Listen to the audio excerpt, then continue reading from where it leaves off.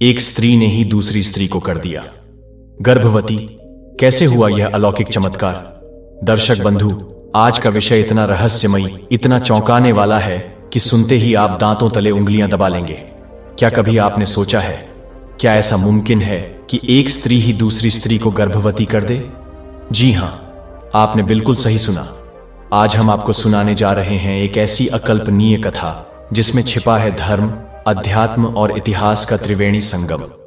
एक ऐसी कथा जो न सिर्फ आपकी सोच को झकझोर देगी, बल्कि आपके अंदर के सनातनी को फिर से जागृत कर देगी। यह कहानी कोई साधारण लोक कथा नहीं, बल्कि है विश्वास और आस्था की चरम सीमा। एक स्त्री के संसर्ग से दूसरी स्त्री को गर्भ ठहर गया और उसी गर्भ से जन्मा एक ऐसा दिव्य पुत्र जिसका कार्य आज भी इस धरती पर लोगों के कल्याण का कारण बना हुआ है। अब आप सोचिए, वो कौन थी वो दो रानियां? क्या हुआ था उनके बीच जो घटा ऐसा अलौकिक संयोग? कैसे जन्मा वो विलक्षण बालक, और कैसे उसने अपने तप और सेवा से रचा ऐसा इतिहास जिसे युगों तक याद रखा जाएगा? यह कथा सिर्फ आश्चर्य नहीं है, यह है सनातन परंपरा का वो गूढ़ रहस्य जो बताता है जब प्रभु की इच्छा होती है तो असंभव भी संभव हो जाता है। लेकिन ध्यान रहे, यदि आपने इस वीडियो को बीच में छोड़ दिया तो आप उस आध्यात्मिक सत्य को कभी नहीं समझ पाएंगे जो हजारों वर्षों से हमारी धार्मिक चेतना में छुपा है। इसीलिए निवेदन है, वीडियो को अंत तक ध्यानपूर्वक देखें। दर्शक बंधु, आपका समय नष्ट ना करते हुए कथा को आरंभ करते हैं।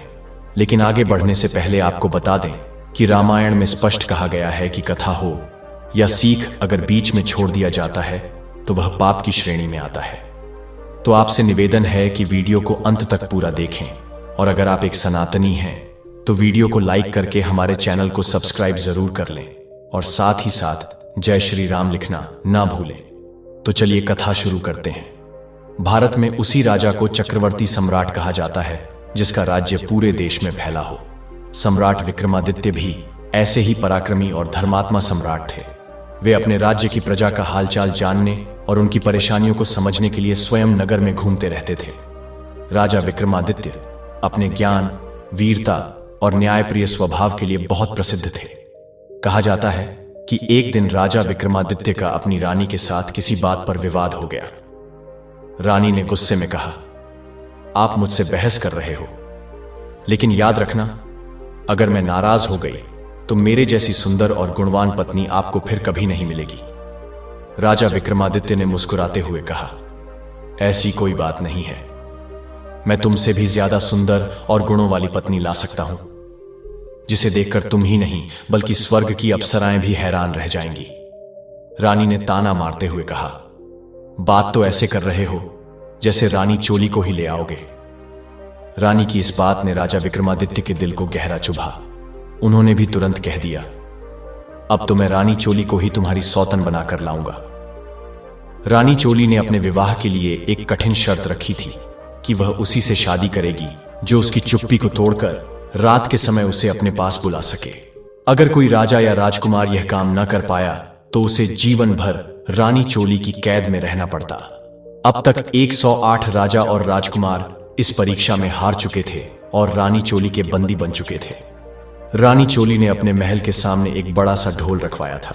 जो भी राजा या वीर उससे विवाह करना चाहता था, उसे उस ढोल को बजाकर अपनी चुनौती देनी होती थी। राजा विक्रमादित्य ने अपने साथ ऐसे वीर योद्धाओं को लिया जो अदृश्य हो सकते थे और अपना भेष बदल सकते थे। उन्होंने सबको अपनी योजना समझा दी और रानी चोली के महल की ओर चल पड़े। नगर में घुसने से पहले सभी योद्धा अदृश्य होकर राजा विक्रमादित्य के साथ आगे बढ़े। जब वे रानी चोली के महल के सामने पहुंचे, राजा विक्रमादित्य ने हिम्मत के साथ ढोल के पास रखा डंका उठाया और जोर से ढोल बजा दिया। राजा विक्रमादित्य ने अपने चारों अदृश्य वीरों के साथ रानी चोली के महल में प्रवेश किया। योजना के अनुसार चारों वीर अदृश्य रूप धारण कर सूक्ष्मता से एक पलंग के पाए के पास, एक मटके के पास, एक खिड़की के पास और एक रानी चोली के गले के हार के पास जाकर बैठ गए। राजा विक्रमादित्य स्वयं रानी चोली के सामने एक आसन पर विराजमान हो गए। राजा ने रानी चोली से बातचीत करने की कोशिश की, लेकिन रानी चोली तो जैसे पत्थर की मूर्ति बनकर बैठी रही। एक शब्द भी उनके मुख से न निकला। तब राजा विक्रमादित्य ने पलंग की ओर देखकर कहा, अरे भाई पलंग, रानी चोली तो कुछ बोलेगी नहीं, अब तू ही कुछ सुना दे जिससे रात का समय कट सके। तभी पलंग के पाए के पास छिपा वीर बोला, राजा विक्रमादित्य, आप भी कहां आकर फंस गए? लेकिन चिंता मत करो, समय काटने के लिए मैं आपको एक कहानी सुनाता हूं, आप बस ध्यान लगाकर सुनते रहना। पलंग कहानी सुनाने लगा और राजा विक्रमादित्य ओंकार का उच्चारण करते हुए ध्यान लगाकर सुनने लगे। कहानी इस प्रकार थी। अवंती नगर के राजा अवधेश सिंह के पुत्र चक्रधर और साहूकार के पुत्र शशिधर में बहुत गहरी मित्रता थी। दोनों ने एक दूसरे से वचन लिया था कि वे कभी भी एक दूसरे से अलग नहीं होंगे। इस कारण दोनों सदा साथ रहते। पढ़ाई, खेलकूद, भोजन, विश्राम सब कुछ एक साथ करते थे। उनका विवाह नहीं हुआ था। एक दिन साहूकार ने अपने पुत्र शशिधर से कहा, बेटा, अब तुम और तुम्हारी पत्नी रतन दोनों जवान हो गए हो। अब ज्यादा समय तक बहू का मायके में रहना ठीक नहीं है, इसीलिए अब अपनी ससुराल जाकर अपनी पत्नी को ले आओ। शशिधर ने विनम्रता से कहा, पिताजी, आपकी आज्ञा सिर माथे पर, लेकिन मैंने अपने मित्र राजकुमार चक्रधर से वादा किया है कि मैं उसके बिना अकेला कहीं नहीं जाऊंगा। साहूकार ने कहा, यदि ऐसा है तो अपने मित्र राजकुमार चक्रधर को भी साथ ले जाओ, लेकिन ध्यान रखना कि तुम्हारे ससुराल में उनकी सेवा और सत्कार उनकी प्रतिष्ठा के अनुरूप ही होना चाहिए। शशिधर ने अपने पिता की आज्ञा मान ली। राजकुमार चक्रधर ने भी अपने पिता से आज्ञा ली और अपने मित्र शशिधर के साथ यात्रा के लिए तैयार हो गए। अगले दिन सुबह सुबह दोनों ने यात्रा प्रारंभ कर दी। रास्ते में राजकुमार चक्रधर तो हंसी जाक करते हुए बड़े आनंद से चल रहे थे, लेकिन शशिधर के मन में चिंता घर की बैठी थी कि ना जाने उसके ससुराल वाले राजकुमार चक्रधर की प्रतिष्ठा के अनुसार उनका स्वागत सत्कार कर पाएंगे या नहीं। उसे डर था कि कहीं राजकुमार नाराज ना हो जाए। यात्रा करते करते वे काफी आगे बढ़ गए। रास्ते में एक देवी मां का मंदिर आया। उन्होंने सुना कि इस मंदिर में देवी मां के सामने जो भी मनोकामना की जाती है वह पूरी होती है। रोगी ठीक हो जाते हैं, विवाह में आ रही बाधाएं दूर हो जाती हैं। यह सुनकर दोनों मंदिर में देवी मां के दर्शन करने चले गए। शशिधर ने हाथ जोड़कर देवी मां से प्रार्थना की, हे मां, कृपा करके मेरे ससुराल में मेरे मित्र राजकुमार चक्रधर का ऐसा आदर सत्कार हो जो उनकी प्रतिष्ठा के अनुरूप हो। हे देवी मां, यदि मेरी यह मनोकामना पूरी हो गई तो लौटते समय मैं अपना सिर आपको समर्पित कर दूंगा। देवी मां से प्रार्थना करने के बाद दोनों मित्र फिर अपने मार्ग पर आगे बढ़ चले। कुछ ही समय बाद वे शशिधर के ससुराल पहुंच गए। शशिधर के ससुराल वाले बहुत बड़े साहूकार थे। पूरे नगर में उनकी कई दुकानें थीं। उनके अपने जहाज थे और उनका व्यापार देश विदेश तक फैला हुआ था। धन दौलत के साथ साथ वे बड़े ही उदार और संस्कारी लोग भी थे। उन्होंने अपने दामाद शशिधर और राजकुमार चक्रधर का ऐसा आदर सत्कार किया कि उसे देखकर न केवल शशिधर बल्कि राजकुमार चक्रधर भी आश्चर्य में पड़ गए। इतना प्रेमपूर्ण सत्कार उन्होंने भी अपने जीवन में कभी नहीं देखा था। शशिधर के ससुराल वालों ने दोनों मित्रों को 10 दिनों तक बड़े मान सम्मान के साथ अपने यहां रोका। रोज उनकी खूब सेवा करते और मनोहार कर उन्हें रखते। 10 दिन के बाद जब शशिधर ने बार बार आग्रह किया, तब उन्होंने पूरे आदर और स्नेह के साथ अपनी पुत्री रत्न को विदा कर दिया। जब लौटने का समय आया तो राजकुमार चक्रधर ने कहा, मैं भी तुम्हारे साथ वापस चल रहा हूं। उनकी बात सुनकर रतन भी बोली, हां, मैं भी चलती हूं। मैं भी देवी मां के दर्शन कर लूंगी और उनका आशीर्वाद लूंगी। तब शशिधर ने कहा, नहीं रतन, मैंने आते वक्त देवी मां से वचन लिया था कि मैं अकेले ही दर्शन करूंगा, इसलिए इस बार मैं अकेला ही मंदिर के भीतर जाऊंगा। उसकी बात सुनकर राजकुमार चक्रधर ने कहा, ठीक है मित्र, लेकिन जल्दी लौट आना। सहमति में सिर हिलाकर शशिधर मंदिर के भीतर चला गया। वहां पहुंचकर उसने अपना सिर काटकर देवी मां के चरणों में समर्पित कर दिया। बहुत देर तक जब शशिधर वापस नहीं आया तो राजकुमार चक्रधर को चिंता होने लगी। उसने रत्न से कहा, भाभी, बहुत समय हो गया है, मैं मंदिर में जाकर देखता हूं। इतना कहकर राजकुमार चक्रधर भी मंदिर के भीतर चला गया। मंदिर में जब उसने अपने प्रिय मित्र शशिधर का कटा हुआ सिर और धड़ देखा तो उसके होश उड़ गए। वो बिलखते हुए बोला, मित्र, यह तुमने क्या कर डाला? अब मैं तुम्हारे पिता और पत्नी को क्या जवाब दूंगा? हम दोनों ने वादा किया था कि जीवन भर साथ निभाएंगे, लेकिन तुमने यह वचन तोड़ दिया। लेकिन मैं अपना वचन नहीं तोड़ूंगा। मैं भी तुम्हारे साथ यही अपने प्राण त्याग दूंगा। यह कहकर उसने अपनी तलवार निकाली और अपना सिर भी काट लिया। उधर रतन रास्ते में खड़ी खड़ी इंतजार करते करते थक गई तो वह भी मंदिर के भीतर चली गई। मंदिर के भीतर का दृश्य देखकर उसके पैरों तले जमीन खिसक गई।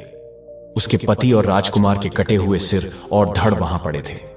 यह देखकर वह जोर जोर से रोने लगी और बोली, अब मैं किस मुंह से अपने ससुराल लौटूंगी? लोग क्या कहेंगे? अब मेरे जीवन का कोई अर्थ नहीं बचा। यह कहकर उसने भी जमीन पर पड़ी तलवार को उठाया और अपना सिर काटने लगी। तभी देवी मां प्रकट हुई और उन्होंने रतन का हाथ पकड़ लिया। रतन ने भावुक होकर कहा, हे देवी मां, मेरे पति और उनके प्रिय मित्र की बलि तो आप ले ही चुकी हैं। आपने इन दोनों को अपने प्राण त्यागने से नहीं रोका, तो अब मुझे क्यों रोक रही हैं? आप मेरी भी बलि ले लीजिए। वैसे भी अपने पति के बिना मैं जीवित रहकर क्या करूंगी? देवी मां ने मुस्कुराते हुए कहा, बेटी, मैं तुम्हारे पति की भक्ति राजकुमार चक्रधर की मित्रता और तुम्हारी अपने पति के प्रति निष्ठा और प्रेम से बहुत प्रसन्न हूं। इसलिए मैं तुम्हारे पति और राजकुमार चक्रधर दोनों को जीवन दान देना चाहती हूं। तुम ऐसा करो, दोनों के सिर उनके अपने धड़ पर रख दो, मैं उन्हें पुनर्जीवित कर दूंगी। रतन ने जल्दी जल्दी दोनों के सिर उठाए और उनके धड़ पर रख दिए। देवी मां ने अपना हाथ उठाकर एक दिव्य प्रकाश की किरण छोड़ी और दोनों जीवित हो उठे। उन्हें जीवन दान देने के बाद देवी मां अंतर्ध्य हो गई। लेकिन इस जल्दी में रतन से एक गलती हो गई। उसने शशिधर का सिर राजकुमार चक्रधर के धड़ पर रख दिया और चक्रधर का सिर शशिधर के धड़ पर रख दिया। अब दोनों सोच में पड़ गए कि रतन किसकी पत्नी है। तभी रानी चोली ने पहली बार अपनी चुप्पी तोड़ी और बोली, राजन, मैंने आपके न्याय की बहुत प्रशंसा सुनी थी। अब आप ही निर्णय करिए कि रतन किसकी पत्नी मानी जाएगी। यह सुनकर रानी चोली भी चौंक गई और गुस्से से राजा विक्रमादित्य की ओर देखते हुए बोली, राजन, यह क्या न्याय है आपका? मैंने तो आपके न्याय की बड़ी प्रशंसा सुनी थी, लेकिन आप तो यह छोटा सा न्याय भी नहीं कर पाए। रतन शशिधर की ही पत्नी है, क्योंकि सिर के बिना धड़ का कोई मूल्य नहीं होता। इंसान की असली पहचान उसका सिर ही होता है, धड़ नहीं। रानी चोली की यह बात सुनकर राजा विक्रमादित्य मुस्कुराए और बोले, आपने बिल्कुल सही कहा है, रतन सिर वाले की ही पत्नी होगी। फिर राजा ने डोली से कहा, डोली, अब एक बार ढोल पर डंका बजा दो। डोली ने भी ढोल पर जोर से डंका बजा दिया, लेकिन अभी भी रात के 3 प्रहर बाकी थे ताकि समय और कट सके। तभी मटके ने कहा, मैं भी समय बिताने के लिए आपको एक कथा सुनाता हूं, आप बस हुंकार देते रहना। मटके ने कहानी शुरू कर दी और राजा विक्रमादित्य ध्यान लगाकर सुनने लगे। त्रिलोकपुर नगर के राजा गोपेश्वर का पुत्र हर्षवर्धन और साहूकार का पुत्र माधव बचपन से ही पक्के मित्र थे। दोनों साथ साथ खाते, पीते, सोते, उठते, बैठते और खेलते थे। उन्होंने एक दूसरे से वादा किया था कि जिसकी भी शादी पहले होगी वह अपनी पत्नी को सुहागरात वाले दिन एक रात के लिए अपने मित्र के पास भेजेगा। समय बीतता गया और यह बात कहीं खो गई। फिर एक दिन साहूकार ने अपने पुत्र माधव का विवाह एक सुंदर, गुणवती और सुशील कन्या मोहिनी से कर दिया। सुहागरात की रात मोहिनी 16 श्रृंगार करके अपने पति का इंतजार कर रही थी। थोड़ी देर बाद माधव कमरे में आया और उदास मन से सामने बैठ गया। मोहिनी ने जब अपने पति को इस तरह उदास देखा तो वह समझ गई कि उनके मन में कोई बात है। उसने बड़े प्यार से पूछा, क्या बात है स्वामी? क्या आप मुझसे नाराज हैं? क्या मैं आपको पसंद नहीं हूं? माधव ने धीरे से कहा, नहीं प्रिय, ऐसी कोई बात नहीं है। मोहिनी ने फिर पूछा, तो क्या मेरे माता पिता ने कोई कमी रख दी है? माधव ने जवाब दिया, नहीं प्रिय, ऐसी कोई बात भी नहीं है। यह सुनकर मोहिनी ने फिर कहा, तो फिर क्या बात है जो आप मुझसे छुपा रहे हैं? मैं आपकी अर्धांगिनी हूं, आपका सुख दुख मेरा भी है। कृपा करके आप मुझे अपने मन की बात बताइए। माधव ने धीरे से कहा, प्रिय, मैं एक बड़े धर्म संकट में फंस गया हूं, मुझे समझ में नहीं आ रहा कि मैं क्या करूं। मोहिनी ने चिंता से पूछा, ऐसी कौन सी बात है नाथ? कृपा करके मुझे बताइए। माधव कुछ देर चुप रहा और फिर धीरे स्वर में बोला, लड़कपन की नादानी में मैंने अपने मित्र राजकुमार हर्षवर्धन को एक वचन दे दिया था, जिसे अब ना तो तोड़ सकता हूं और ना ही निभा पा रहा हूं। मोहिनी ने बड़े धैर्य से कहा, ऐसा कौन सा वचन है स्वामी? आप मुझसे न छुपाएं, जो भी बात हो मुझे बताइए। माधव ने गहरी सांस लेकर कहा, वचन कुछ ऐसा है कि बताने में भी कठिनाई हो रही है। मोहिनी ने प्रेम पूर्वक कहा, नाथ, कैसा भी वचन हो आप मुझे बताइए, मैं आपका साथ निभाऊंगी। अगर इसके लिए मुझे अपनी जान भी देनी पड़े तो मैं हंसते हंसते दे दूंगी। माधव ने भारी मन से कहा, हम दोनों मित्रों ने एक दूसरे से यह वचन लिया था कि जिसकी भी शादी पहले होगी वह अपनी सुहागरात रात की रात अपनी पत्नी को अपने मित्र के पास भेजेगा। अब यदि मैं इस वचन को तोड़ता हूं तो मित्र के साथ विश्वासघात होगा और निभाता हूं तो तुम्हारी मर्यादा पर आंच आएगी, जिसे बचाने का मैंने तुम्हें वचन दिया था। मोहिनी ने बड़ी श्रद्धा से कहा, नाथ, आप चिंता मत कीजिए, आप मुझे आज्ञा दीजिए, मैं आपका वचन भी निभाऊंगी और अपनी धर्म मर्यादा की रक्षा भी करूंगी। अपनी पत्नी मोहिनी की निष्ठा और साहस को देखकर माधव के मन का बोझ कुछ हल्का हुआ। उसने मोहिनी को राजकुमार हर्षवर्धन के पास जाने की आज्ञा दे दी। मोहिनी 16 श्रृंगार किए छमम छमम करती पायल की आवाज के साथ राजकुमार हर्षवर्धन के महल की ओर चल पड़ी। रास्ते में कुछ चोर जा रहे थे। जब उन्होंने मोहिनी की पायल की मधुर आवाज सुनी तो वे उसकी ओर लपके। वहां पहुंचकर उन्होंने मोहिनी को खूब गहनों से सजी हुई देखा। इतने गहने देखकर उनकी आंखें चमक उठीं। उन्होंने उसे रोक लिया और धमकाते हुए बोले, रुको, चुपचाप अपने सारे गहने उतार कर हमें दे दो, नहीं तो हम तुम्हें मारकर गहने ले जाएंगे। मोहिनी ने हाथ जोड़कर विनती की, कृपा करके मुझे अब भी जाने दीजिए, मैं एक आवश्यक कार्य के लिए जा रही हूं। वापस लौटकर मैं स्वयं अपने गहने आपको दे दूंगी। चोरों ने हंसते हुए कहा, तुम्हारा क्या भरोसा, तुम पहरेदारों को लेकर आ जाओगी और हमें पकड़वा दोगी। जब बाद में देने को तैयार हो तो अभी क्यों नहीं दे देती। मोहिनी ने बड़े ही शांत भाव से कहा, मैं इस समय अपने पति का वचन निभाने जा रही हूं। मेरे लिए इन गहनों का इस समय बहुत बड़ा महत्व है। मैं आपसे वचन देती हूं कि अपने पति का वचन निभाने के बाद मैं अपना वचन भी निभाऊंगी। आपसे हाथ जोड़कर निवेदन है कि मुझे अभी जाने दीजिए। चोर आपस में सलाह करने लगे। उनमें से एक चोर बोला, ठीक है, इसे अभी छोड़ देते हैं, अगर यह वापस आई तो ठीक, नहीं तो किसी और को लूट लेंगे। चोरों ने मोहिनी को जाने दिया और कहा, सुबह होने से पहले लौट आना। मोहिनी ने उनकी बात मान ली और वहां से चल पड़ी। छम्मम छम्मम पायल बजाती हुई वह राजकुमार हर्षवर्धन के महल की सीढ़ियां चढ़ती हुई उनके कक्ष में पहुंच गए। वहां राजकुमार हर्षवर्धन अपने कक्ष में गहरी नींद में सो रहे थे। मोहिनी ने जाकर राजकुमार हर्षवर्धन के पैर का अंगूठा दबाते हुए कहा, जागिए राजकुमार, जागिए। हर्षवर्धन हड़बड़ाकर उठ बैठे। अपने सामने 16 श्रृंगार से सजी हुई एक अप्सरा जैसी सुंदर स्त्री को देखकर वे चौंक गए। उन्हें लगा कि शायद वे कोई सपना देख रहे हैं। उन्होंने अपनी आंखों को बार बार माला और फिर देखा कि यह सपना नहीं बल्कि सच्चाई थी। सचमुच एक अप्सरा जैसी सुंदर स्त्री उनके सामने खड़ी थी। हर्षवर्धन ने आश्चर्यचकित होकर पूछा, हे देवी, आप कौन हैं और कहां से आई हैं और यह कैसी बात कर रही हैं? मोहिनी ने बड़े ही शांत स्वर में कहा, राजकुमार, आपके और आपके मित्र माधव के बीच बचपन में यह तय हुआ था कि जिसकी भी शादी पहले होगी वह अपनी सुहागरात की रात अपनी पत्नी को अपने मित्र के पास भेजेगा। उसी वचन को निभाने के लिए आपके मित्र माधव की आज्ञा से मैं आज आपके पास आई हूं। यह सुनते ही राजकुमार हर्षवर्धन को अपने बचपन की वह नादानी याद आ गई। वे बहुत लज्जित हुए और हाथ जोड़कर बोले, हे देवी, कृपा करके मुझे क्षमा कर दीजिए। यह तो हमने बचपन में खेल खेल में एक वादा कर लिया था, यह कोई असली वचन नहीं था। मेरे मित्र की पत्नी तो मेरी भाभी हुई और भाभी मां के समान होती है। मैं अपनी उस बचपन की मूर्खता पर बहुत शर्मिंदा हूं। आज से मैं आपको अपनी बहन मानता हूं। इतना कहकर राजकुमार हर्षवर्धन ने मोहिनी को अपनी बहन बनाकर उसे एक चुनरी ओढ़ाई और हीरे मोती जड़े उपहार देकर आदरपूर्वक विदा किया। मोहिनी पायल की छमम छमम करती हुई वापस अपने घर की ओर चल पड़ी। रास्ते में वहीं चोर उसका इंतजार कर रहे थे।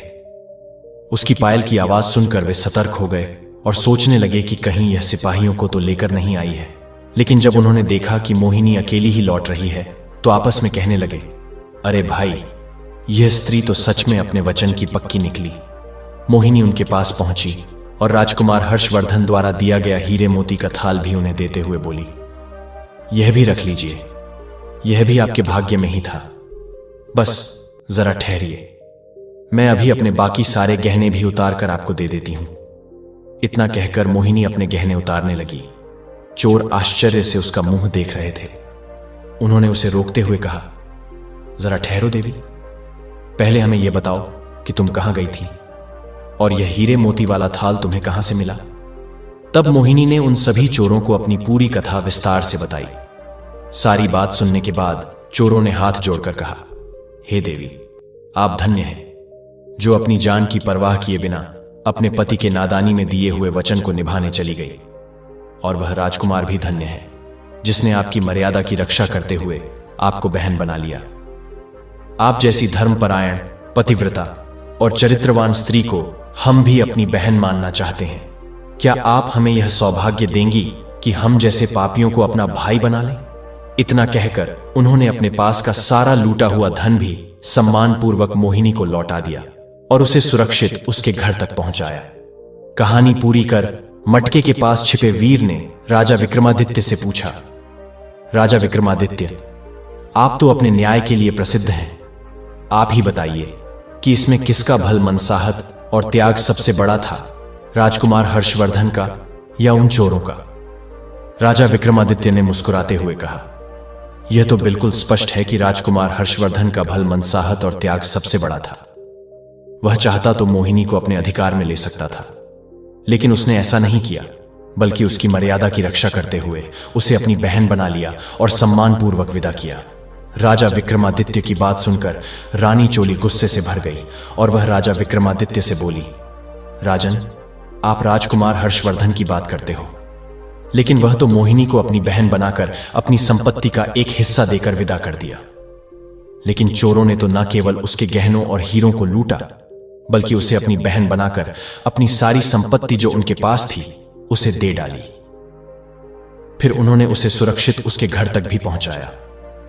राजा विक्रमादित्य शरारत भरी मुस्कान के साथ बोले, अरे लीजिए, आप तो बहुत ही बुद्धिमान निकली। आपने तो सचमुच चोरों की भल मनसाहत को सही माना है। मैं भी आपके न्याय से पूरी तरह सहमत हूं।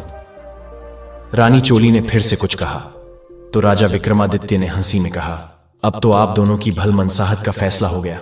फिर राजा ने डोली से कहा, बाजरे डोली, अब एक बार फिर ढोल बजा दो।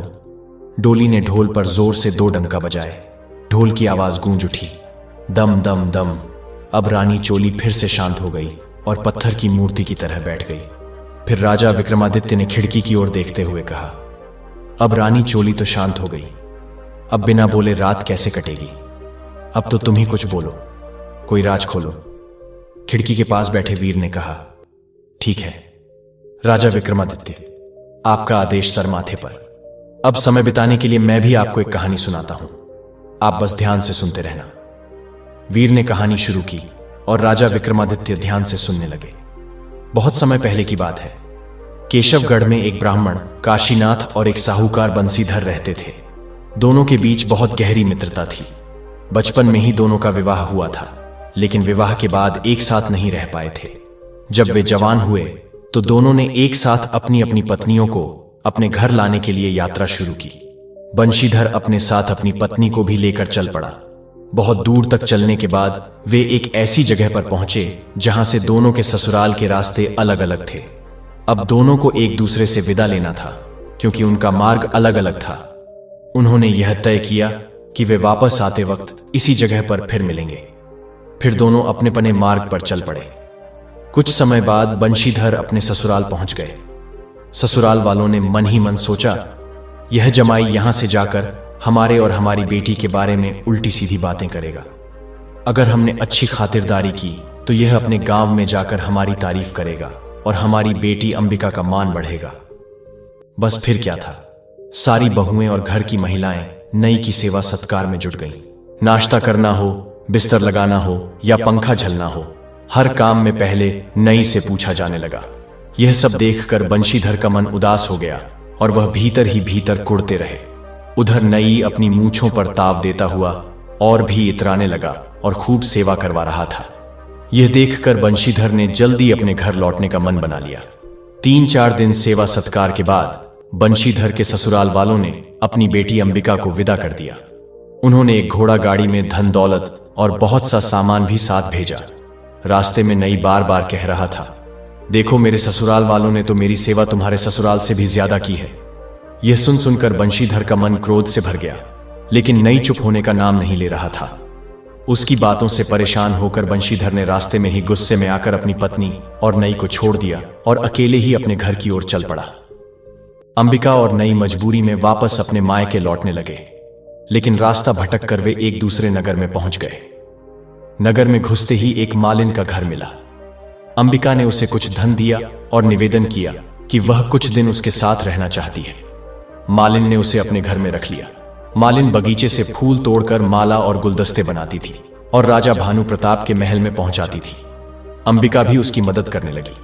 मालिन बगीचे से फूल लाती और अंबिका उनसे बहुत सुंदर और नए तरीके की मालाएं और गुलदस्ते बना देती, जिन्हें मालिन महल तक पहुंचा देती। रोज नए नए सुंदर गुलदस्ते देखकर एक दिन राजा भानु प्रताप ने मालिन से पूछा, आजकल तुम इतनी सुंदर माला और गुलदस्ते कैसे बना रही हो?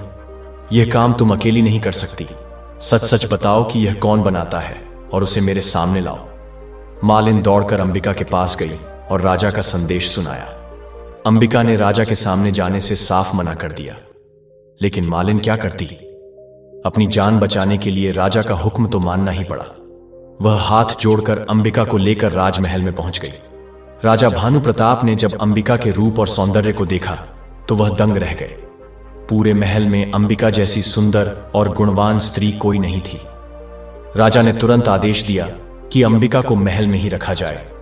यह सुनकर अंबिका ने हाथ जोड़कर कहा, राजन, मैं समाज की एक पतिव्रता स्त्री हूं, फिर आप मुझे अपने महल में कैसे रख सकते हैं?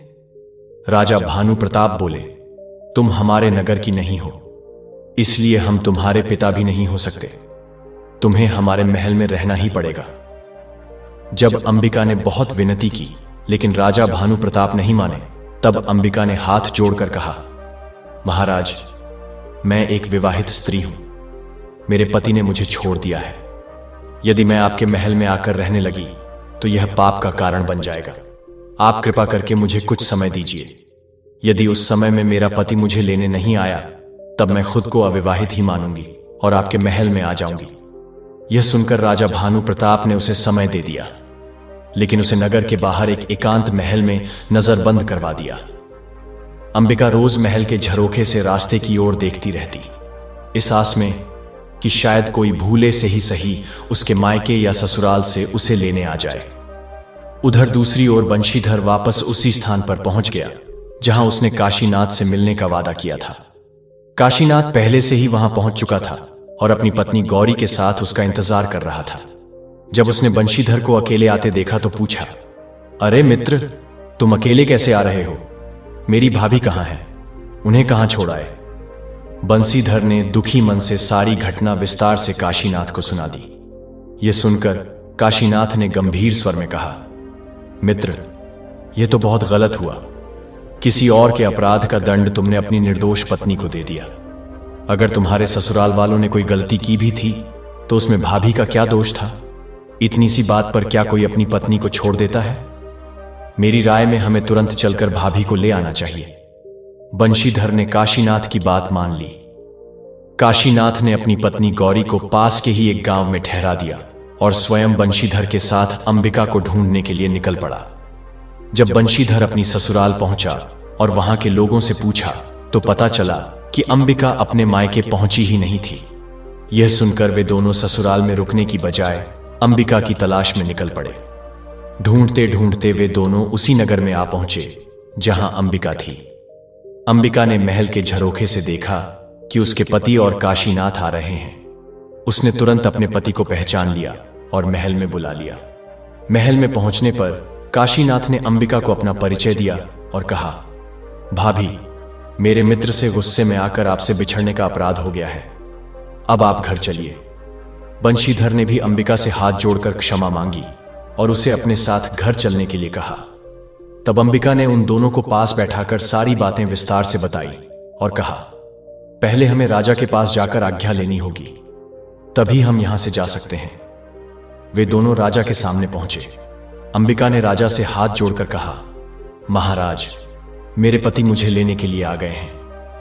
कृपा करके अब हमें यहां से जाने की अनुमति दें। राजा भानु प्रताप ने भी अपने वचन का पालन करते हुए अंबिका को उसके पति के साथ जाने की अनुमति दे दी। वे तीनों वहां से निकल पड़े। रास्ते में काशीनाथ ने अपनी पत्नी गौरी को भी अपने साथ ले लिया और सभी अपने नगर लौट आए और सुख शांति से रहने लगे। कहानी सुनाने के बाद खिड़की में बैठे वीर ने कहा, हे राजा विक्रमादित्य, मैंने आपके न्याय की बड़ी चर्चा सुनी है। अब आप ही बताइए कि बंशीधर और अंबिका में से कौन ज्यादा महान था। राजा विक्रमादित्य बोले, इसमें पूछने जैसी कोई बात नहीं है। यह तो बिल्कुल साफ है कि महानता बंशीधर की थी, जिसने अपनी त्यागी हुई पत्नी को फिर से अपना लिया। यह सुनकर रानी चोली के तन बदन में आग सी लग गई। वह चुप नहीं रह पाई और बोली, राजन, इसमें बंशीधर की कौन सी महानता थी? उसने तो अपनी निर्दोष पत्नी को छोड़ दिया था। अपने मित्र काशीनाथ के समझाने पर उसने अपनी पत्नी को वापस अपनाया।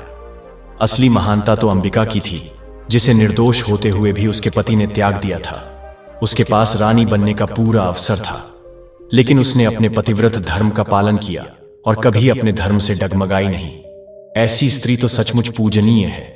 राजा विक्रमादित्य ने शरारती मुस्कान के साथ रानी चोली की ओर देखते हुए कहा, वाह रानी, आपने तो न्याय की मिसाल कायम कर दी।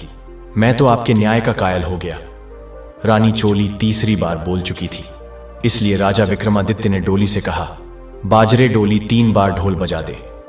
जो बोली उसने 3 बार ढोल बजाया। डोली ने ढोल पर 3 डंका बजा दिए और ढोल गूंज उठा। धाम धाम धाम। राजा विक्रमादित्य मुस्कुराते हुए रानी की ओर देखने लगे। रानी ने मन में निश्चय कर लिया कि अब चाहे कुछ भी हो जाए, वह राजा विक्रमादित्य के सामने नहीं बोलेगी। तब राजा विक्रमादित्य ने रानी की मुरली के गले में पड़े हार की ओर देखते हुए कहा, अरे भाई हार, रात के 3 पहर तो मजे से कट गए। अब तो बस एक ही पहर बचा है। अब तू ही कुछ बोल, तू ही कुछ बात कर, जिससे यह प्रहर भी आसानी से बीत जाए। हार के पास बैठे चौथे वीर ने कहा, ठीक है राजन, मैं भी आपको एक कथा सुनाता हूं, आप बस ओंकार देते रहिए।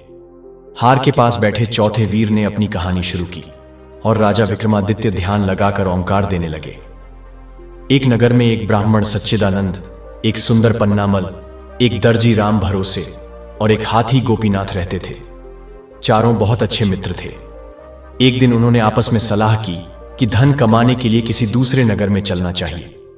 यह सोचकर चारों मित्र अगली सुबह सूरज निकलने से पहले ही अपने अपने औजार लेकर कमाने के लिए दूसरे नगर की ओर निकल पड़े। पूरे दिन चलने के बाद वे एक जंगल में पहुंचे। वहां पहुंचकर उन्होंने रात वहीं रुकने का निश्चय किया और अपना डेरा डाल लिया।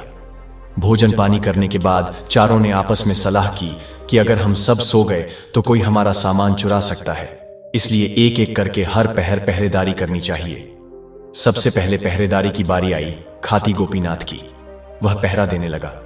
बाकी तीनों मित्र गहरी नींद में सो गए। पूरे दिन की थकावट के कारण गोपीनाथ को भी नींद आने लगी। उसने पानी से अपना मुंह धोया, आंखों पर पानी के छींटे मारे, लेकिन फिर भी नींद नहीं गई। उसने इधर उधर देखा तो उसे एक बड़ा लकड़ी का लट्ठा दिखाई दिया। समय बिताने और नींद भगाने के लिए उसने अपने औजार निकाले और उस लट्ठे को तराशने लगा। प्रहर पूरा होने से पहले ही उसने उस लट्ठे को एक सुंदर पुतली का रूप दे दिया। उसने पुतली के हाथों में लकड़ी की चूड़ियां भी पहना दी। एक प्रहर बीत चुका था। अब उसने दर्जी राम भरोसे को उठाया और खुद सो गया।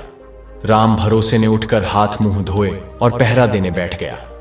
तभी उसकी नजर गोपीनाथ द्वारा बनाई गई लकड़ी की पुतली पर पड़ी। उसने अपने औजार और धागे निकाले और सुंदर कपड़े सिलकर पुतली को पहना दिए। इस तरह दूसरा प्रहर भी पूरा हो गया। अब उसने सुंदर पन्नामल को उठाया और खुद सो गया। पन्नामल ने उठकर हाथ मुंह धोए और पहरा देने लगा। उसकी नजर भी पुतली पर पड़ी। उसने अपने औजार निकाले और पुतली के लिए सुंदर सुंदर गहने बनाने लगा। तीसरे प्रहर के अंत तक उसने पुतली को गहनों से सजा दिया। अब चौथे प्रहर की बारी थी ब्राह्मण सच्चिदानंद की। पन्नामल ने उसे उठा दिया और खुद सो गया। सच्चिदानंद ने भी हाथ मुंह धोए और पहरा देने बैठ गया।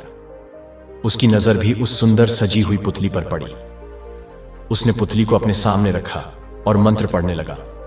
मंत्रों की शक्ति से पुतली में प्राण आ गए और वह एक सुंदर नवयुवती बन गई। तब तक सुबह हो गई और बाकी तीनों मित्र भी जाग गए। सुबह उठकर उन्होंने उस सुंदर युवती को देखकर चकित होकर पूछा, मित्र, यह सुंदर स्त्री कौन है और कहां से आई? सच्चिदानंद ने कहा, मुझे यहां एक सजी हुई पुतली मिली थी। मैंने अपने मंत्रों से उसमें प्राण डाल दिए हैं, इसलिए अब यह मेरी पत्नी बनेगी। तब गोपीनाथ बोला, नहीं मित्र, इसे तो मैंने बनाया था, इसलिए इस पर मेरा अधिकार है। यह मेरी पत्नी होगी। राम भरोसे भी बोला, मैंने इसके लिए सुंदर कपड़े सिलकर पहनाए हैं, इसलिए यह मेरी पत्नी होगी। पन्नामल ने कहा, मैंने इसे गहनों से सजाया है, इसलिए यह मेरी पत्नी होगी। इस तरह चारों मित्र उस युवती पर अपना अपना अधिकार जताते हुए आपस में झगड़ने लगे। इतनी कहानी सुनाने के बाद हार के पास बैठे वीर ने राजा विक्रमादित्य से पूछा, हे राजन, अब आप ही न्याय कीजिए कि इस पुतली का असली पति कौन होगा। राजा विक्रमादित्य ने मुस्कुराते हुए कहा, अरे रानी चोली, इस बार कुछ नहीं बोली। लगता है कि मैंने सही न्याय किया है। तभी रानी चोली भी चुप ना रह सकी और बोली, राजन, आप तो न्यायप्रिय बनते हो, लेकिन यह तो बिल्कुल धर्म के विरुद्ध न्याय किया है। सच्चिदानंद ने उसे पुतली में प्राण डाले हैं, इसका मतलब है कि उसने उसे जन्म दिया है, वह उसका पिता हुआ। कोई पिता अपनी पुत्री से विवाह कैसे कर सकता है? असली अधिकार तो उसका है जिसने उसे चूड़ियां पहनाई हैं। चूड़ियां पहनाने वाला खाती गोपीनाथ था, इसीलिए वही उसका असली पति है। राजा विक्रमादित्य ने हंसते हुए कहा, वाह रानी, आपने बिल्कुल धर्म के अनुसार न्याय किया है। असली पति खाती गोपीनाथ ही है। लेकिन अब आप चौथी बार बोल चुकी हैं, अब तो आप मेरे साथ चलने की तैयारी कर लीजिए। रानी चोली शर्माकर अपनी आंखें नीची कर ली। फिर राजा विक्रमादित्य ने डोली से कहा, बाजरे डोली, अब अंतिम शब्द बजा दो। डोली ने ढोल पर अंतिम बार डंका बजा दिया और ढोल गूंज उठा। उसके बाद राजा विक्रमादित्य ने रानी से सभी बंदी राजाओं और राजकुमारों को मुक्त करने को कहा। रानी चोली ने सबको आजाद कर दिया और स्वयं राजा विक्रमादित्य के साथ चली गई। दर्शक बंधु, कथा अभी यहीं समाप्त नहीं होती। अब हम जानेंगे उस रहस्य को जो आपने शायद ही कभी सुना होगा। आखिर कैसे एक स्त्री ने ही दूसरी स्त्री को गर्भवती कर दिया? तो चलिए, बिना किसी विलंब के इस विलक्षण और चमत्कारिक कथा की गहराई में प्रवेश करते हैं और जानते हैं उस पुत्र की जन्म कथा जिसने एक ऐसी मां से जन्म लिया जो स्वयं स्त्री होते हुए भी एक दूसरी स्त्री से ही गर्भवती हुई थी। प्रिय दर्शकों, बात उस युग की है जब पृथ्वी पर धर्म और सत्य का गूढ़ संवाद चला करता था। उसी काल में एक महान राजा हुए जिनका नाम था राजा सगर। लेकिन मित्रों, किसी भी महान पुरुष की कथा तब तक पूर्ण नहीं होती जब तक हम उसके वंश और दिव्य परंपरा को न जान लें। तो आइए, मैं आपको राजा सगर के पूर्वजों की दिव्य गाथा सुनाता हूं, एक ऐसी परंपरा जो स्वयं भगवान विष्णु की अखंड ज्योति से प्रारंभ होती है। कहते हैं कि जब ब्रह्मांड में अखंड ब्रह्म तेज से भगवान विष्णु का अवतरण हुआ तो उनकी नाभि से उत्पन्न हुआ एक कमल। उसी कमल से जन्म हुआ सृष्टिकर्ता ब्रह्मा जी का। ब्रह्मा जी ने सृष्टि की रचना के लिए अनेक संतानें उत्पन्न की, जिनमें से एक थे आर्षि कश्यप, जिन्हें सृष्टि का विस्तारक कहा जाता है। कश्यप राशि से उत्पन्न हुए मारीच, मारीच से जन्मे श्राद्ध देव मनु, मनु से हुए राजा इक्ष्वाकु, फिर इक्ष्वाकु से चला यह वंश राजा शासक, फिर पुरंजय, फिर कुवलाश, उनसे युवनाश, युवनाश से मानधाता, मानधाता से हरित, हरित से चंप और चंप से हुआ राजा बालुक का जन्म। इन्हीं बालुक से जन्मे उस युग के महाप्रतापी सम्राट राजा सगर। तो मित्रों, यह वंशावली कोई साधारण श्रृंखला नहीं, बल्कि धर्म, तप और आस्था की गहराई से भरी वह परंपरा है जिसे आज भी श्रद्धा से स्मरण किया जाता है। राजा सगर उसी दिव्य परंपरा की अगली कड़ी थे, एक धर्मनिष्ठ, पराक्रमी और यशस्वी सम्राट, जिनके नाम से ही शौर्य और भक्ति का संगम प्रकट होता है। अब आइए जानते हैं वह रहस्य जिसे सुनकर अच्छे अच्छे भी विचलित हो जाएं। राजा सगर के 60,000 पुत्र थे। जी हां, आपने ठीक सुना, 60,000 राजपुत्र। इतनी विशाल संतान का होना स्वयं में एक चमत्कार था, लेकिन उनके साथ जो हुआ वो और भी अधिक हृदय विदारक था। उनके सारे पुत्र एक ही दिन, एक ही समय में भस्म हो गए और धरती पर शेष रह गई केवल राख के ढेर। अब प्रश्न उठता है, आखिर ऐसा क्यों हुआ? कैसे इतने सारे तेजस्वी राजपुत्र जो सगर वंश को आगे बढ़ाने वाले थे, एक ही क्षण में भस्म हो गए? तो आइए इस गूढ़ रहस्य से भी पर्दा उठाते हैं और जानते हैं कि राजा सगर के पुत्रों से वह कौन सी भूल हुई थी जिसके कारण वे एक महान अराश्य के क्रोध का शिकार बन गए और एक ही क्षण में एक समृद्ध वंश नष्ट हो गया। प्रिय दर्शकों, अब हम आते हैं उस रहस्यमयी प्रसंग पर जहां राजा सगर के पुत्रों का जीवन भयानक मोड़ लेता है। एक दिन राजा सगर के पुत्रों को आभास हुआ कि उनका यज्ञ का घोड़ा, जो अश्वमेध यज्ञ के लिए छोड़ा गया था, कहीं लापता हो गया है। उन्हें संदेह हुआ कि कोई दुष्ट या छलपूर्वक कोई आशी उस घोड़े को चुरा ले गया है। बस फिर क्या था, ये 60,000 राजपुत्र घोड़े की खोज में धरती के कोने कोने में घूमते हुए पाताल लोक तक पहुंच गए। वहां उन्होंने देखा एक शांत दिव्य आश्रम, जहां एक महान योगी ध्यान मग्न होकर तपस्या में लीन थे। वो थे आशी कपिल। इन 60,000 पुत्रों ने न तो कोई सम्मान दिखाया, न ही संयम रखा, बल्कि सीधे आश्रम में घुसकर कपिल मुनि पर घोड़ा चोरी का आरोप लगा दिया। उन्होंने उनकी तपस्या भंग की, आश्रम में अशांति फैलाई और अविवेकी व्यवहार करने लगे। इनकी उदंडता और अपमानजनक आचरण से आर्षिक कपिल की आत्मा तक विचलित हो उठी। कई बार विघ्न डालने के बाद जब उन्होंने क्रोध में अपनी आंखें खोली तो उनकी तेजोमयी दृष्टि उन पुत्रों पर पड़ी और वे सभी एक ही क्षण में भस्म हो गए। न कोई युद्ध हुआ, न कोई शस्त्र चला, केवल तपोबल की अग्नि से सभी राजपुत्र राख बन गए। यह घटना राजा सगर के लिए अत्यंत दुखद और असहनीय थी। उनके हृदय का टुकड़ा, उनके पुत्र अब केवल राख बन चुके थे। लेकिन दोस्तों, कथा यहीं समाप्त नहीं होती। राजा सगर की दूसरी रानी, जिनका नाम था सुमति और जिनके पुत्र का नाम था असमंजस, वो इस दुर्घटना से अत्यंत व्यथित हुए। राजकुमार असमंजस ने जानना चाहा कि इन 60,000 पितरों का मोक्ष कैसे होगा। वेदों और ऋषियों की वाणी से पता चला कि जब तक देवी गंगा स्वर्ग से उतरकर पृथ्वी पर आकर उनकी राख पर जलधारा नहीं बहाती, तब तक उन आत्माओं को मुक्ति नहीं मिलेगी। गंगा जी ही उनके उद्धार का एकमात्र उपाय थी। लेकिन स्वर्ग से गंगा को धरती पर लाना कोई साधारण कार्य नहीं था। इसके लिए चाहिए था कठोर तप, अनन्य भक्ति और अपार संकल्प। और यही से शुरू होती है एक अद्भुत तपस्या की परंपरा, जिसे निभाने के लिए पीढ़ी दर पीढ़ी राजा सगर के वंशज प्रयास करते रहे। गंगा को पृथ्वी पर लाने के लिए और उन 60,000 पितरों का उद्धार कराने हेतु। प्रिय दर्शकों, एक बार पुनः ध्यान दीजिए। कपिल मुनि के क्रोध से राजा सगर के 60,000 पुत्र भस्म हो गए थे। अब उनका उद्धार केवल तभी संभव था जब गंगा जी का पृथ्वी पर अवतरण हो। इस महान कार्य को पूरा करने का बीड़ा सबसे पहले उठाया राजा सगर के पुत्र असमंजस ने। असमंजस समझ चुके थे कि उनके भाइयों की आत्मा मोक्ष की प्रतीक्षा कर रही है और केवल गंगा जी की पावन धाराएं ही उन्हें मुक्त कर सकती हैं। इसी उद्देश्य से उन्होंने गहन तपस्या का मार्ग चुना। वे हिमालय की कंदराओं में, निर्जन वनों में जाकर कठोर तप में लीन हो गए। ना दिन देखा, ना रात, ना सुख देखा, ना दुख।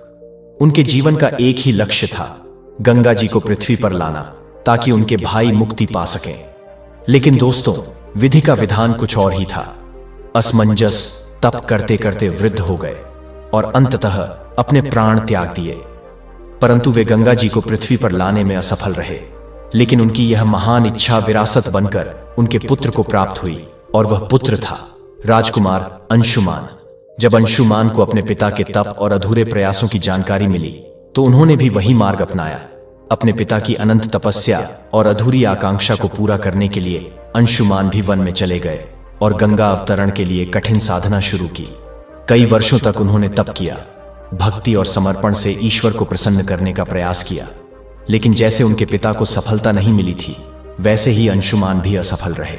गंगा जी का पृथ्वी पर अवतरण नहीं हो सका और अंततः अंशुमान भी इस संसार से विदा हो गए। पर एक बार भी अपने जीवन से विचलित नहीं हुए। इसके बाद कथा में प्रवेश होता है राजा दिलीप का, अंशुमान के पुत्र और सगर वंश के अगले उत्तराधिकारी।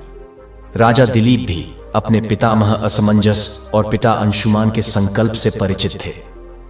उन्हें झांक था कि सगर के 60,000 पुत्रों की आत्मा आज भी मुक्त नहीं हो पाई है और उनके पिता भी गंगा जी को लाने में तपस्या करते करते जीवन त्याग चुके हैं। राजा दिलीप ने निश्चय किया, मैं अपने पिता अंशुमान का सपना अधूरा नहीं रहने दूंगा।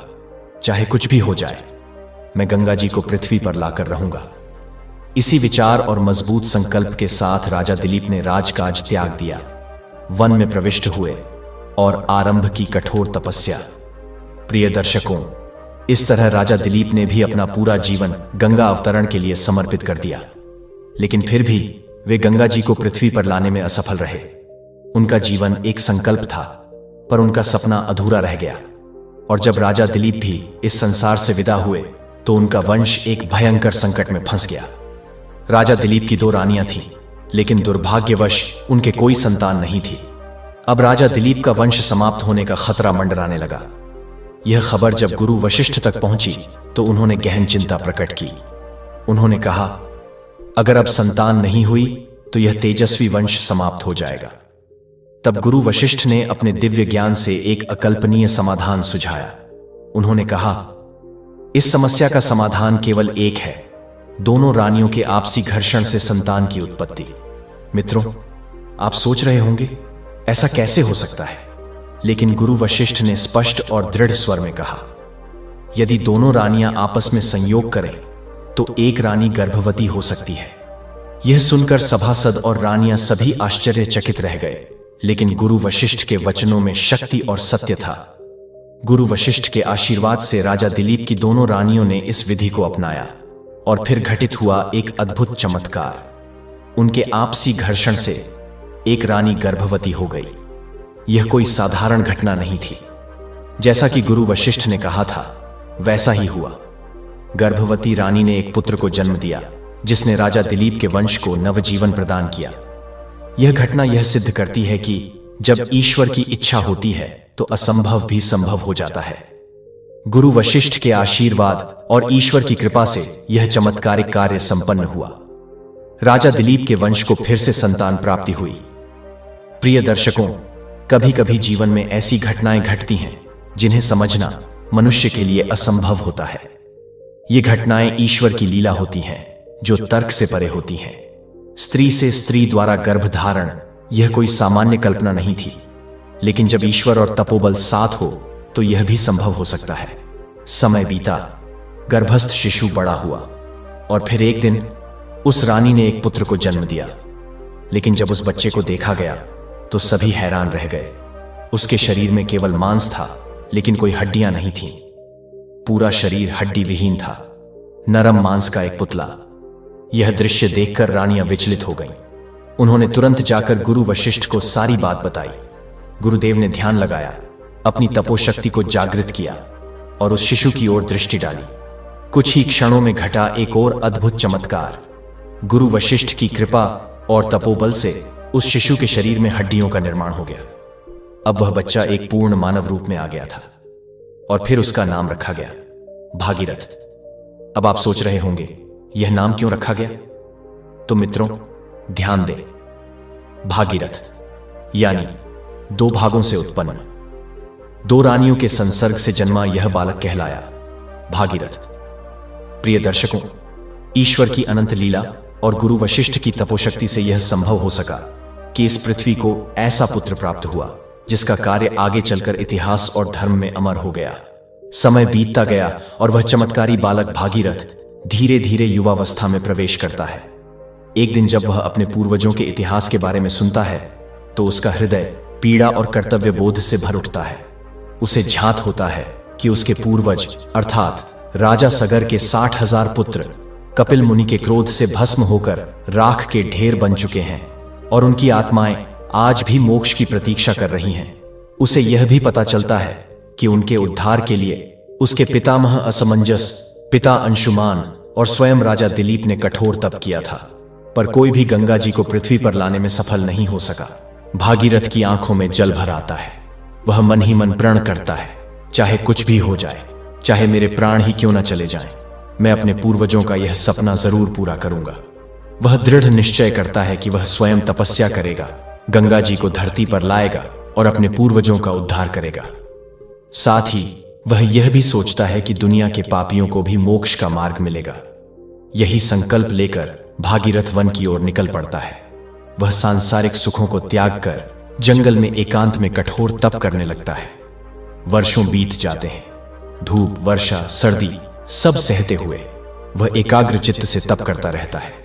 उसकी तपस्या इतनी गहन और सच्ची होती है कि अंततः गंगा माता स्वयं प्रकट हो जाती है।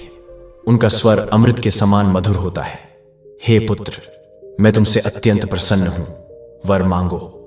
भागीरथ अपनी आंखें खोलता है, हाथ जोड़ता है और विनम्रता से कहता है, हे मां गंगे, मुझे कोई भौतिक सुख नहीं चाहिए, मुझे राज्यपाट की भी इच्छा नहीं, मैं तो केवल आपको इस धरती पर लाना चाहता हूं। गंगा जी मुस्कुराकर पूछती हैं, क्यों पुत्र, क्यों मुझे पृथ्वी पर लाना चाहते हो?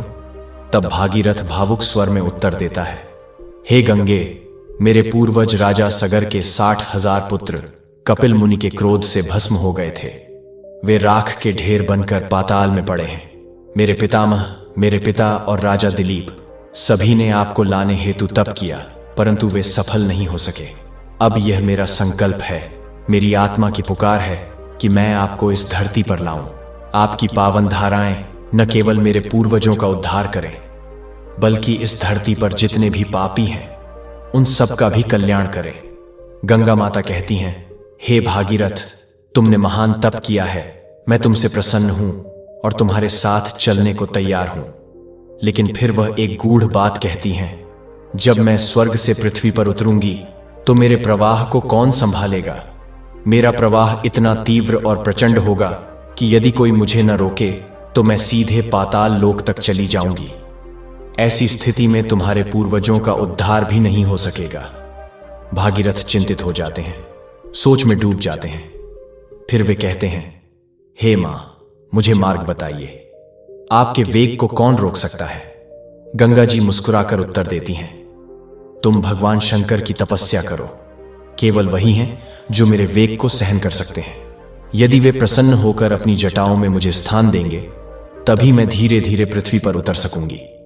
तब भागीरथ फिर से वन की ओर निकल पड़ते हैं। अब की बार तपस्या होती है भगवान महादेव के लिए। वर्षों तक कठोर तप, व्रत, ध्यान, संकल्प और अंततः भगवान शिव प्रसन्न होते हैं। वे भागीरथ के सामने प्रकट होते हैं।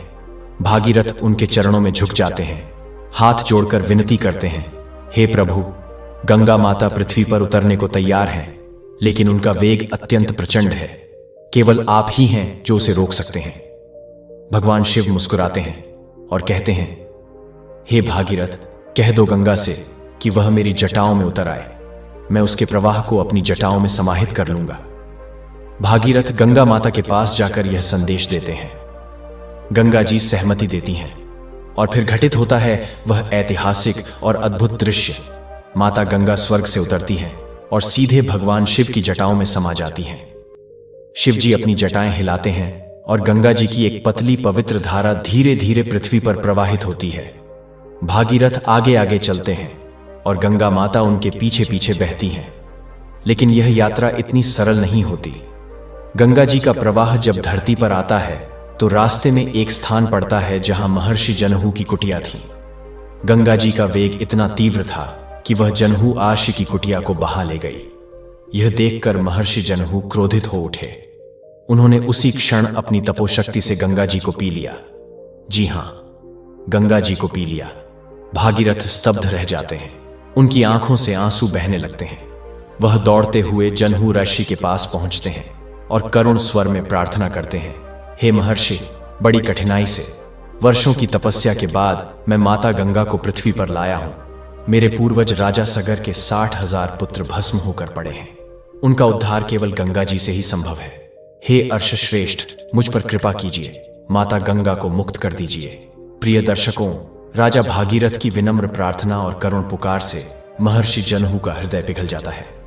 वे गंगा जी को अपनी जीभ के माध्यम से पुनः प्रकट कर देते हैं और यहीं से गंगा जी को एक नया नाम मिलता है, जाह्नवी, अर्थात जनहू आर्षि की पुत्री समान। यह नाम उन्हें आदर और सम्मान स्वरूप मिला और तभी से वे जाह्नवी भी कहलाने लगी। अब गंगा जी एक बार फिर से भागीरथ के पीछे पीछे चलने लगी। भागीरथ आगे आगे रास्ता दिखा रहे थे और माता गंगा उनके पीछे अपनी पावन धाराओं से पृथ्वी को शुद्ध और पवित्र करती हुई बह रही थी। जब वे हरिद्वार के समीप पहुंचे तब वहां एक विशेष स्थान आया जहां सप्त अर्षियों के आश्रम स्थित थे। उनकी कुटियां, तपस्थलियां और वे महान तपस्वी वहां साधना कर रहे थे। गंगा जी ने यह देखा कि उनका तीव्र प्रवाह इन अर्षियों की साधना में विघ्न डाल सकता है। तभी उन्होंने एक अद्भुत कार्य किया। अपने स्वरूप को 7 धाराओं में विभाजित कर लिया ताकि कोई भी कुटिया बह न जाए और किसी भी तपस्या में विघ्न न आए। इसी कारण से आज भी हरिद्वार में गंगा जी 7 धाराओं में बहती दिखाई देती हैं। यदि आप कभी वहां गए हो तो आपने देखा होगा कि गंगा जी कई धाराओं में विभक्त होकर बहती हैं। वह उसी दिव्य क्षण की याद दिलाती है जब गंगा जी ने संयम, करुणा और मर्यादा का अद्भुत उदाहरण प्रस्तुत किया था। इसके पश्चात गंगा जी और भागीरथ अपनी लंबी यात्रा पर आगे बढ़ते हैं। सैकड़ों कोसों की यात्रा करते हुए वे पहुंचते हैं प्रयागराज। यह वही पावन स्थान है जहां 3 नदियों का संगम होता है, गंगा, यमुना और अदृश्य सरस्वती। जैसे ही गंगा जी वहां पहुंचती हैं, उधर से यमुना जी भी बहती हुई संगम स्थल पर आती हैं। गंगा जी वहां कुछ क्षण के लिए ठहर जाती हैं और यमुना जी से कहती हैं, हे बहन, आप पहले जाइए, मैं आपके पीछे चलूंगी। अब यहां एक अत्यंत भावपूर्ण रहस्य छिपा है। कहा जाता है कि यमुना जी भगवान श्री कृष्ण की पत्नी मानी जाती हैं, एक रानी, जबकि गंगा जी को दासी के रूप में वर्णित किया गया है। अब प्रश्न उठता है, गंगा जी दासी कैसे? तो इसका उत्तर हमें मिलता है भगवान विष्णु के वामन अवतार की कथा में। जब वामन भगवान ने राजा बलि से 3 पग भूमि मांगी तो पहले पग में उन्होंने पाताल लोक, दूसरे पग में स्वर्ग लोक और आकाश को नापा। तीसरा पग रखने को कोई स्थान नहीं बचा। जब उनका पग ब्रह्मांड के पार पहुंचा तो वहां एक विराट ऊर्जा विस्फोट हुआ। ब्रह्मांड फट गया और उसमें से एक दिव्य जल निकला। यह वही जल था जो भगवान के अंगूठे को धोता हुआ नीचे गिरने वाला था। ब्रह्मा जी ने यह दृश्य देखा और सोचा कि यदि यह जल पृथ्वी पर गिर गया तो सारा संसार डूब जाएगा। उन्होंने तत्काल अपने कमंडल में उस जल को भर लिया और उसी कमंडल से ही गंगा जी प्रकट हुई। इसलिए कहा जाता है, गंगा जी कोई सामान्य नदी नहीं है, वह स्वयं भगवान विष्णु के चरणों का अमृत चरणोदक है।